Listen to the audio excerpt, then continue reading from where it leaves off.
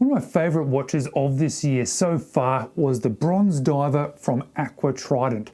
And I liked that watch and wore that watch so much that, well, it made me want to go back to their website and see what other models they have available.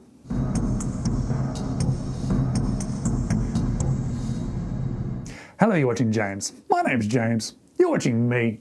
And I am talking about watches. And as I went onto their website, well, there's quite a few interesting models that I quite like, but it was the Mariner GMT that grabbed my attention as the one that I wanted next from this brand. And as I looked at these watches, I could see that there were a few different color variations. The black one was probably the one that stood out to me the most, which is the one that I'm going to be sharing with you today. But it is also available in blue, white, and this sort of semi-light gradient style. But they're all powered by a GMT automatic movement from Seiko, the NH34. They have a 120-click unidirectional bezels, sapphire crystals, 200 meters of water resistance, and they cost 416 Australian dollars. And when I saw this one, I could clearly see that there was some Seamaster vibes going on, both with that wavy dial, those crown guards, and those scallops that there are into that bezel. And as I looked at this watch, well, I immediately thought of one of my friends. I've got a friend who loves watches, who's a huge support to this channel, and it's really nice to be able to chat to him about watches, but he's not in a position to be able to buy many watches for himself, so I thought when I saw this one, I knew that it was sort of his design language, what he would enjoy. So when I asked Aquatrident, could I possibly have one of these in for review, which they kindly did, hence that sponsored icon and a link to their website, well, I thought I'm going to review this watch, but I'm going to keep it in new condition and I'm going to gift it to my friend. So as you see this watch today, I haven't sized it to me. I haven't actually worn it, but I've done that because I'm going to gift this watch to a friend of mine. Oh, hello. Sorry to interrupt. I hope you're enjoying the video so far. And if you are enjoying the video, I'd just like to invite you to subscribe to the channel. You just have to click on that little subscribe button. It doesn't cost you anything, but it does make a big difference to me and this channel and really gives me that motivation to continue making content. But let's get back to this video. But I mentioned Seamaster vibes. I'm sure you've seen it already yourself, but you can also see that it is not an exact homage. I think this is a vibe watch or a inspired watch, but then adding their own elements to this that makes it somewhat unique. But definitely when you look at the dial of this one, this black variation of this watch, you're going to see those waving lines throughout the watch. Definitely a little bit Seamaster there, but it is a little bit different in the layout with the markers that are applied. Their logo up there at the 12. Of course, the GMT layout is different to that Omega as well, having that segmented black above, white below, and that GMT crescent hand. Those handset are also different. They're slightly skeletonized a little bit like the Omega 2, but they are a different style. They have lume within them. There's red accents in both the text on the dial, the GMT hand, and the end of that second marker.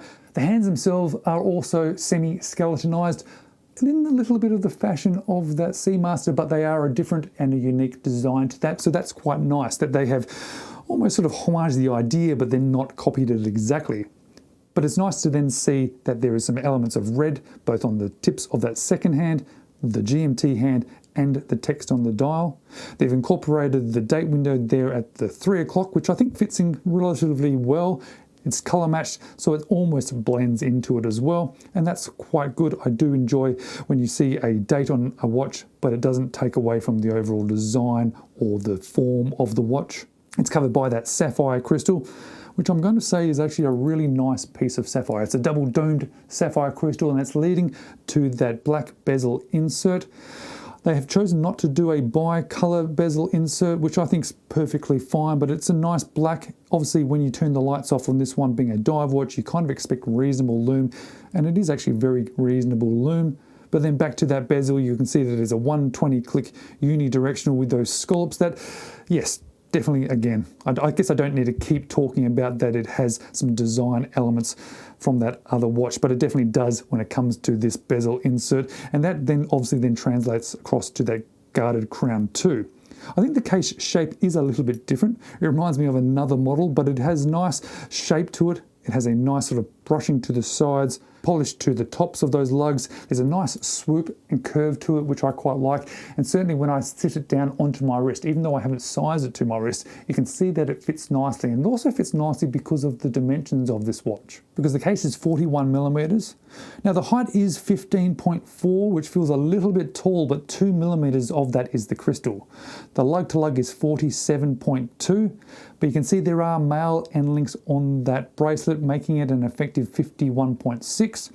Lug width is 20, but it does taper down to 18. And with all the links still in it, and there's plenty of links, it is 174 grams. So when I then place it onto my wrist, the case fits nicely.